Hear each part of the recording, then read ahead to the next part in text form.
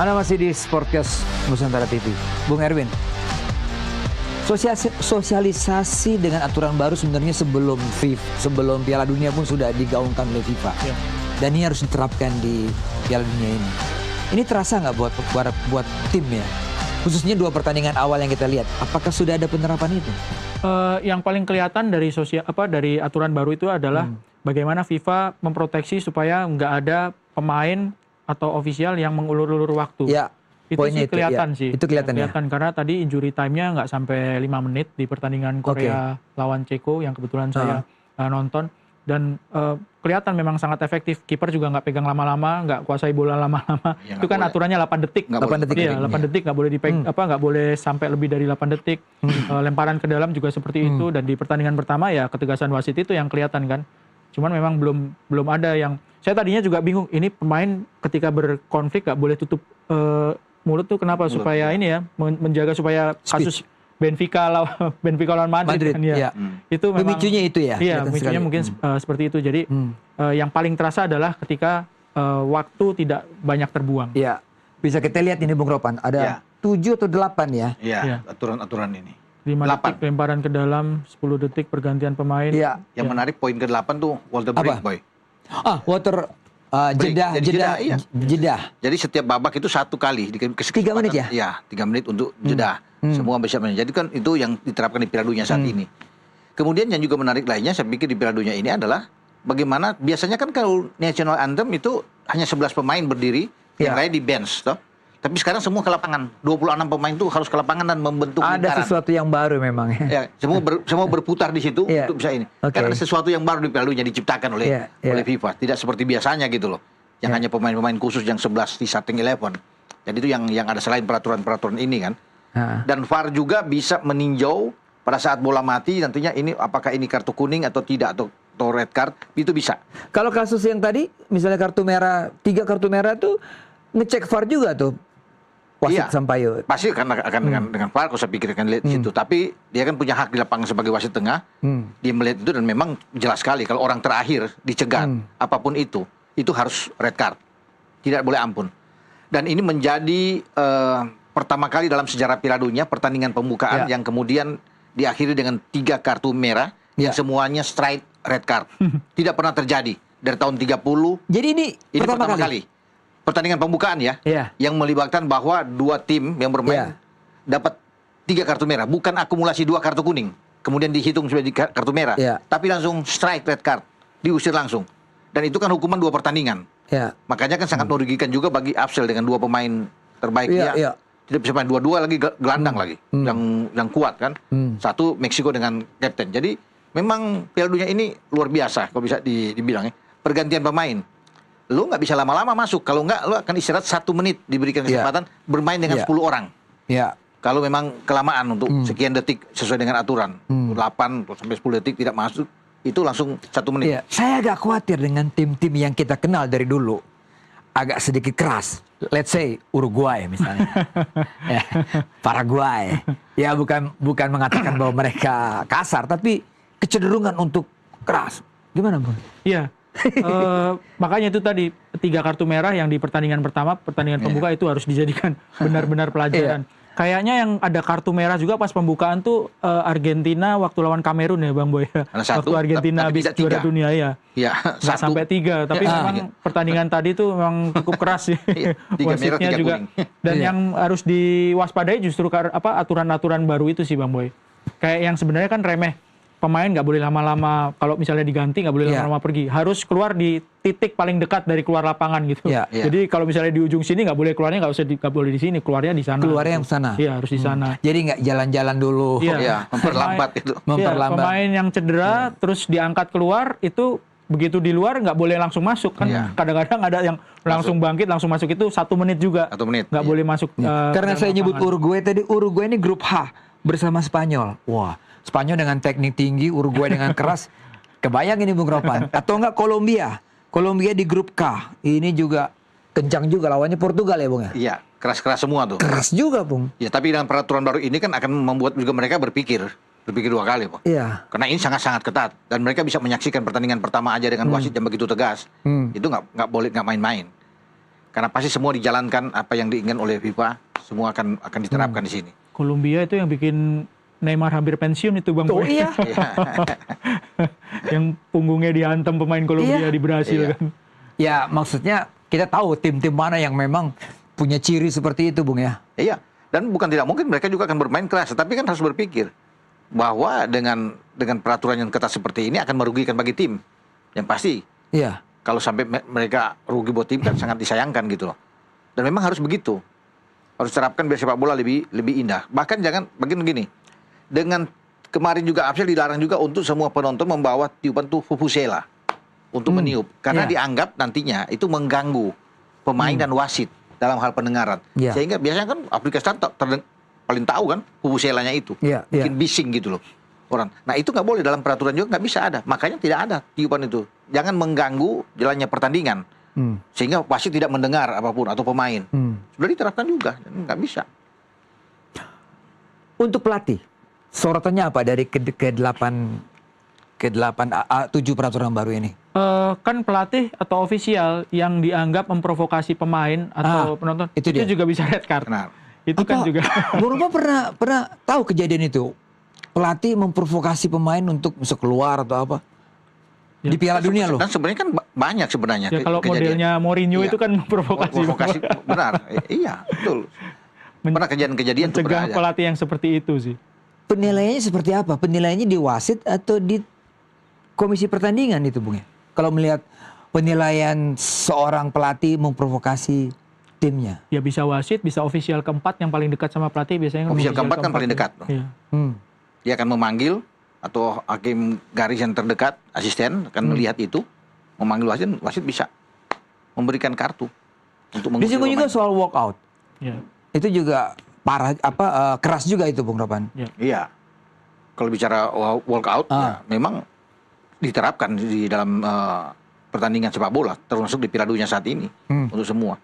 Jadi memang kalau bicara dengan semua peraturan ini memang sengaja diterapkan oleh FIFA untuk membuat pertandingan ini lebih berkualitas. Dan itu kan sudah diungkapkan oleh Colina sebagai ketua Dewan Wasit FIFA. Kenapa ini ada? Agar meningkatkan mutu kualitas dari pertandingan itu sendiri. Termasuk jangan terlalu memperlambat tempo dan sebagainya. Wah, berarti kabar buruk buat pemain dari Timur Tengah ini. Yang kita kan pengalaman Bung Ropan, ya kan, melawan Arab Saudi, melawan Bahrain. Nggak boleh ada tidur-tiduran. Qatar Bang. Qatar. Nggak boleh tidur-tiduran. Udah unggul, biasa begitu kan tidur, menjatuhkan diri segala. Itu nggak bisa, itu habis itu. Nggak boleh. Seperti itu. Rupanya itu disorot juga ya. Pasti disorot juga. Kan memperlambat pertandingan. Mengulur-ulur waktu nggak boleh. Dan sebola. Itu makanya aturan-aturan ini diterapkan untuk biar pertandingan jalan terus. Nggak ada yang bisa menghambat, memperlambat ini. Kalau nggak, langsung dihukum. Itu yang paling penting. Makanya kan VAR itu lebih ekstrim juga saat ini untuk melihat segala kemungkinan lapangan untuk bisa mengecek langsung. Itu yang ada. Bisa terjadi, Boy. Iya. Apalagi perkelahian di lapangan ya. Itu nggak ada ampun itu. Nggak ada ampun. Dan satu hal yang ada di tubuh wasit itu sekarang ada kamera di sampingnya sini Bang Boy. Iya betul. Banyak juga yang bertanya itu kamera atau kamera. Jadi memang wasitnya view dari POV dari wasit. Kalau di Liga Italia kan di sini kameranya. Tapi tadi di samping sini jadi lebih ya kepalanya wasit kemana dia akan ngikutin gitu. Bukan cuman replay untuk kejadian-kejadian kontroversial tapi gol pun juga bisa jadi tadi kelihatan Son Heung-min di belakangnya wasit gitu kelihatan gerakannya kemana gitu. Ketika pemain protes itu juga kan kelihatan jelas gitu di kamera. Seringkali juga ada komunikasi antara pelatih dengan pemain ketika ada salah satu pemain cedera. Itu juga masih diperbolehkan atau sudah dilarang itu? Masih kayak. Itu masih. Dan waktu untuk water break itu kan juga bisa dimanfaatkan untuk komunikasi. Ada wacana kalau misalnya cuacanya terlalu panas, water break bisa sampai 2. Karena memang kan di Amerika lagi panas ya. Dilihat dari situasi dan kondisi yang ada. Begitu. Tapi kalau Boy bilang tadi itu masih bisa untuk komunikasi itu. Tapi kalau pemain cedera di lapangan harus cepat untuk diangkat keluar. Tidak boleh berlama-lama. Harus tunggu 1 menit. Harus tunggu baru masuk lagi, baru boleh masuk lagi. Tunggu 1 menit baru bisa masuk lagi, Boy. Bung Ropan kan hitung-hitungan nih tentang kemungkinan bertemu. Saya mau tanya Bung Ropan, mewakili juga banyak orang. Amerika bisa ketemu Iran nggak? Kemungkinan bisa. Kemungkinan bisa. Karena berada pada berbeda ya posisinya mereka tuh di bagan. Dan kalau Amerika berjalan terus dan Iran berjalan terus kan bukan tidak mungkin mereka akan bisa ketemu. Dan rame kalau bisa ketemu kan. Dan pasti main di Amerika. Karena semua pertandingan nantinya kalau nggak salah sudah di 16 besar ke Amerika semua, Bin. Pindah semua ke Amerika. Iya. Semua pertandingan. Di babak 8 Asal mereka lolos sebagai runner up atau memungkinkan Iran terbaik. lolos terbuka. Kenapa? Karena kan dia berada di grup ya, di grup itu dia di grup berapa dia? Coba kita lihat. Selandia Baru, ada Belgia, Mesir kalau nggak salah ya, berempat. Dia main 2 kali di California, 1 kali di Seattle. Makanya kan dia pindah itu tidur di Tijuana, mainnya di Amerika, habis main pulang tidur lagi. Jadi cuma numpang tidur. Meksiko, karena kan nggak boleh masuk Meksiko. Tinggalnya di Meksiko. Di perbatasan kan. Tadinya kan dia memilih di Tucson, Arizona. Nah kalau bilang Boy kembali yang tadi itu memungkinkan lagi. Tapi dengan catatan dia harus mendapatkan hasil yang bagus. Dan saya pikir melawan Selandia Baru pertama, kalau nggak salah mereka di grup G, mereka bisa menang lawan Selandia Baru. Bisa draw lawan Belgia. Mereka kan bisa menunjukkan apa ya, mental mereka kuat di dalam tekanan mereka. Sulit mendapatkan visa dan semua tekanan. Justru itu akan memberikan mereka semangat, adrenalin untuk bisa semangat bagaimana membuktikan.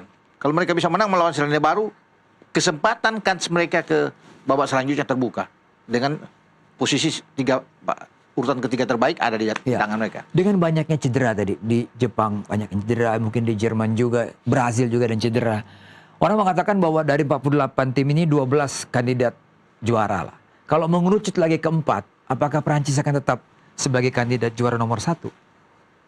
Kemarin waktu kalah lawan Pantai Gading itu saya juga kaget tuh. Kok bisa kalah Prancis, padahal Prancis kan pemainnya cadangannya aja top gitu ya. Yang ada pemain cadangannya. Kalau ada lapis ketiga juga top itu mereka. Tapi saya pikir dengan kualitas pelatih seperti Didier Deschamps, 2018 juara dunia, 4 tahun kemudian bisa masuk final. Dengan pemain seperti sekarang, saya pikir masih masuk di semifinal, masih masuk Prancis. Bung Ropan, ini kalau dia bawa final lagi berarti dia hat-trick bawa Perancis finalis. 1 juara, 1 kalah. Nanti berikutnya tahun ini kalau dia bisa bawa ke final ini luar biasa nih, Bung. Apalagi dibawa ke final kan juara lagi kan? Wah, berarti 2018 dia melewati juara. Beckenbauer, melewati Zagallo, melewati banyak. Iya, dan kan dia sudah sebagai pemain bisa, dia kan kapten di 98. Kita berdua kan hadir di Piala Dunia di Prancis 98 sebagai kapten, juara kalahin Brasil, angkat trofi. Dia sebagai pemain itu, sebagai pelatih dia sukses. Dia sudah mengikuti Franz Beckenbauer dan Zagallo kan. Tapi kalau dia bisa 2 kali, 3 kali ke final dalam 3 edisi terakhir, 2 juara, 1 runner up, itu sensasi besar, luar biasa. Tidak ada mungkin pelatih seperti itu yang bisa membawa 3 kali berturut-turut, bukan back to back loh. 3 kali berturut-turut ke final dan 2 juara, 1 runner up. Baru Didier Deschamps. Dan mungkin dia bisa melepaskan tongkat ini ke Zidane misalnya dengan sangat baik kan. Begitu juara ya, dia mundur itu luar biasa. Ya pasti juga. Satu lagi nih, timnas pusat kita nih gimana nih, timnas pusat ini? Sekarang saya nggak bilang Belanda, timnas pusat katanya. Hup Holland. Ujiannya langsung lawan Jepang. Lawan Jepang ini. Tapi Jepang dalam keadaan lagi goyang ini, Bung Ropan. Lagi kena turbulensi nih, Win. Ya kan, Mitoma nggak ada, Minamino kan, Endo. Walaupun Belanda juga kehilangan 3-2 pemain loh. Iya. Ya kan? Xavi Simons juga. Tapi ngelihat lini belakang Belanda ini solid ini. Mereka tidak terkalahkan kan di kualifikasi kalau tidak salah. Mereka tidak terkalahkan. Lawan kemarin sempat mereka Aljazair ya, Bang. Iya, tumbang kan? Tumbang sama Aljazair. Di kualifikasi mereka tidak terkalahkan, tapi di uji coba mereka kalah. Iya. Kalau belakangnya kan ya tergantung gimana Virgil van Dijk kapten main. Pasangannya siapa? Nathan Ake bisa di situ. Menurut Bung Erwin cocoknya Nathan Ake atau Van de Ven? Atau Van de Ven? Gigi Van de Ven agak menakutkan kalau di Hotspur. Di Hotspur. Oh, itu kencang larinya. Iya. Masih muda sih. Masih muda. Kalau kombinasi usia ya Gigi Van de Ven cocok lah sama Nathan Ake bisa main di kiri juga. Kalau dimain di Manchester City kan bisa dimainin di kiri. Ada pemain belakang tuh di Brighton, kalau di mana dia main? Kalau salah Van Heck, Van Heck ya di. Bagus juga tuh di belakang. Kalau Bung Ropan ya jelas, semua orang katanya Jerman. Bagaimana dengan ya mungkin tidak terlalu seperti era zaman-zamannya siapa? Bertie Vos atau zamannya siapa? Beckenbauer. Tapi yang sekarang materi sekarang nih Bung Ropan, Anda melihatnya gimana? Justru saya senang dengan Jerman saat ini karena tidak banyak digaung-gaungkan kan. Jerman seperti itu kan, 2014 tidak banyak yang melihat dia. Orang memilih Argentina, Brasil tapi tiba-tiba juara. Nah sekarang memang dengan materi seperti ini banyak yang meragukan kan. Lennart Carl sudah nggak ada. Tetapi justru itu yang membuat mereka termotivasi. Kalau bisa melihat dengan 2 pertandingan terakhir mereka di uji coba kan bagus. Kalahin Amerika setelah Amerika mengalahkan Jepang, mereka pukul Amerika. Kemudian lawan Finlandia. Jadi bagus mereka menuju ke Amerika ini, ke Chicago, markas mereka dengan rasa percaya diri yang tinggi. Soal pemain saya pikir memang banyak pemain muda juga ya. Pemain muda. Ya. Dan belum, saya pikir 8 besar aja udah cukup, saya udah senang. Dia tersisi 8 besar, tapi awas jangan sampai dia ke semifinal. Awas. Menurut saya. Oke. Kita stop dulu ini dengan kata awas ini. Baik, kita break dulu. Karena ada perintah untuk break kita. Setelah ini kita bahas grup demi grup ya. Kira-kira siapa yang lolos nih ya setelah pada berikut ini.